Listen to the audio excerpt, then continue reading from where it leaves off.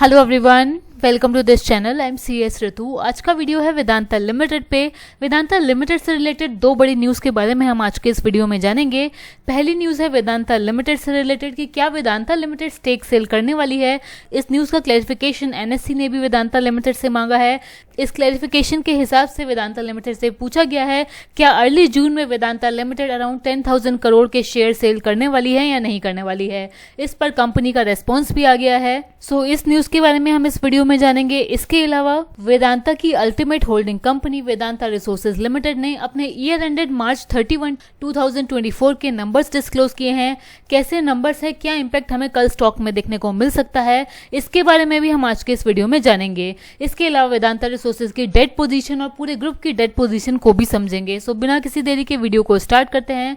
आपसे रिक्वेस्ट है स्टार्ट करने से पहले वीडियो को लाइक करिएगा, चैनल को सब्सक्राइब करिएगा ताकि हमें मोटिवेशन मिले। सो पहली न्यूज की बात करें, NSE ने 30 मई 2024 की एक्सचेंज फाइलिंग में वेदांता लिमिटेड से एक क्लैरिफिकेशन मांगा था कि क्या वेदांता लिमिटेड अराउंड 10,000 करोड़ की शेयर सेल करने वाली है जून की स्टार्टिंग में। इस पर कंपनी का रेस्पॉन्स आया है। हिंदू बिजनेस लाइन में यह आर्टिकल आया था 30 मई 2024 को, जिसका रेस्पॉन्स NSE ने वेदांता लिमिटेड से मांगा है। इस पर वेदांता लिमिटेड का यह कहना है कि वेदांता लिमिटेड ने स्टॉक एक्सचेंज को ऑलरेडी बताया है कि कंपनी फंड रेजिंग की प्रपोजल को कंसीडर कर रही है। कंपनी सिक्योरिटी इशू करने वाली है और इसके लिए कंपनी के बोर्ड ऑफ डायरेक्टर्स ने भी अपना अप्रूवल दे दिया है।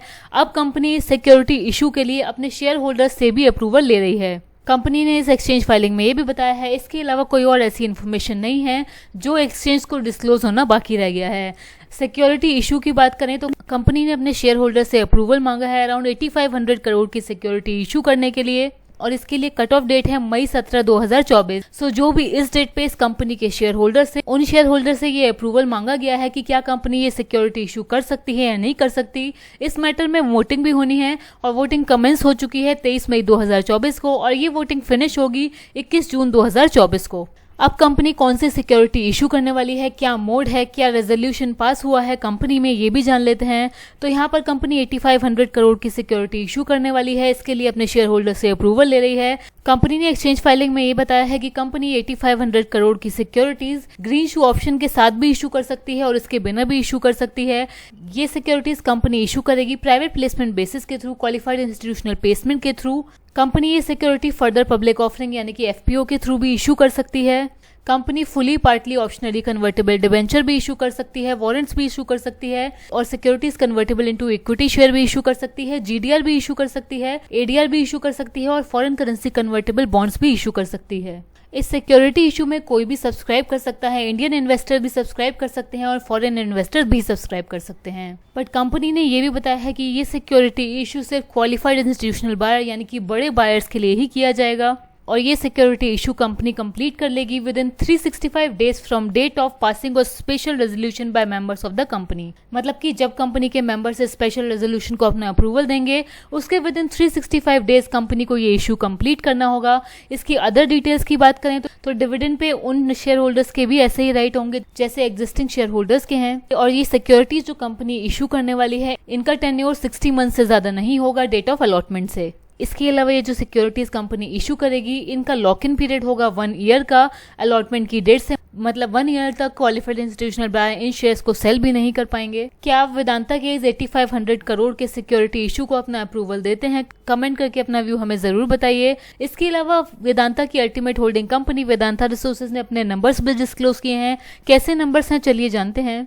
वेदांता रिसोर्सेज ने ईयर एंडेड मार्च 31, 2024 में रेवेन्यू रिपोर्ट किया है 17.1 बिलियन $। का लास्ट ईयर यानी कि फाइनेंशियल ईयर 22-23 में 18.1 बिलियन $। का रेवेन्यू कंपनी ने रिपोर्ट किया था। सो रेवेन्यू में ईयर ऑन ईयर बेसिस में 6% का डिक्लाइन वेदांता रिसोर्सेज लिमिटेड ने रिपोर्ट किया है। बट एबिटा कंपनी ने सेकेंड एवर हाईएस्ट रिपोर्ट किया है। एबिटा आया है 4.7 बिलियन $। का 2% का इंक्रीज है लास्ट ईयर से। Last year 4.6 billion $। का एबिटा कंपनी ने रिपोर्ट किया था।